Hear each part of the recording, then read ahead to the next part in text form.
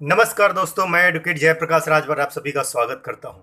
दोस्तों, आज का जो संदेश है, आज का जो वीडियो है, वो डेडिकेट करते हैं नेपाल में रहने वाले हमारे भाई बंधुओं का।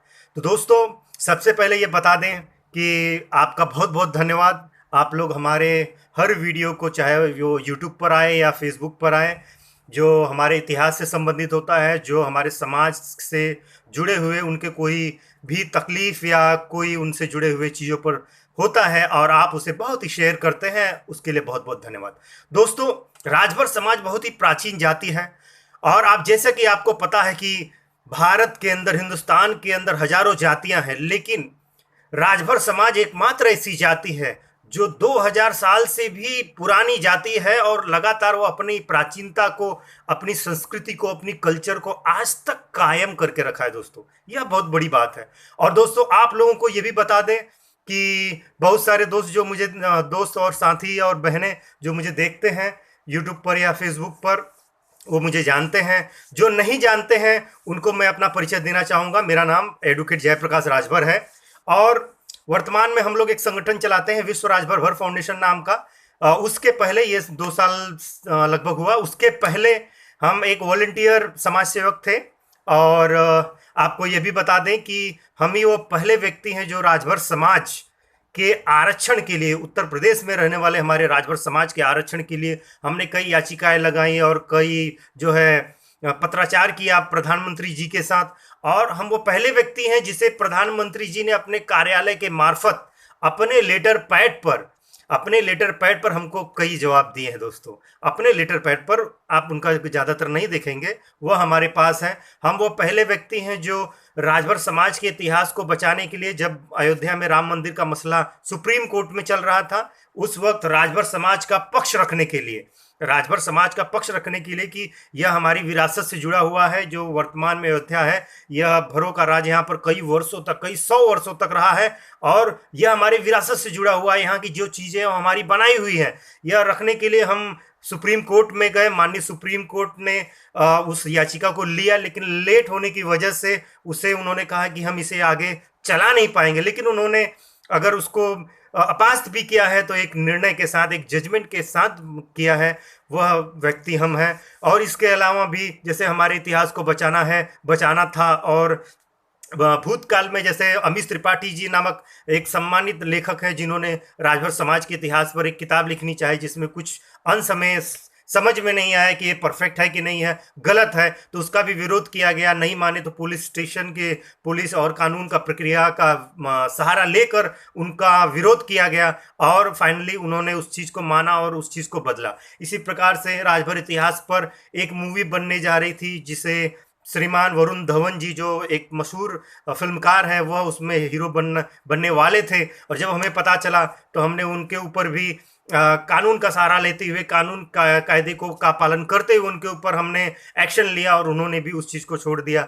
अगली कड़ी में श्री अजय देवगन जी ने इस पर महाराजा सुहेलदेव राजभर जी पर फिल्म बनानी चाहिए, तो हम लोगों ने उसका भी प्रतिकार किया, कानून के दायरे में रहकर प्रतिकार किया और उनको भी जो है इस बैकआउट होना पड़ा, पीछे हटना पड़ा। तो दोस्तों, इस प्रकार का एक्टिविटी हम जो है करीब 7-8 वर्षों से करते आ रहे हैं और करते रहे हैं। और आपको ये भी बता दें कि राजभर समाज का जो भी प्रमाणित इतिहास है वो गजेटियर माना जाता है। आपको पता है, आर्कोलॉजिकल सर्वे ऑफ इंडिया का रिपोर्ट माना जाता है। और हम वो पहले व्यक्ति हैं जो 7 साल पहले उन सारी प्रतियों की प्रमाणित, सरकारी प्रमाणित प्रतियां हमारे पास हैं, वो हमने पहले से लेके रखा है।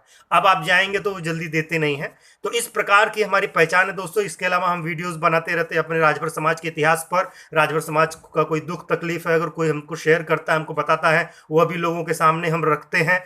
इसके अलावा भी जो अगर कमेंट में या कोई हमारा सहयोगी हमें कहता है कि भाई उस जगह जाना है, उस किले कोट का खोज करना है या उनका जो है उसको देखना है या उनका निरीक्षण करना है, तो उसके लिए भी हम लोग विजिट करते रहते हैं।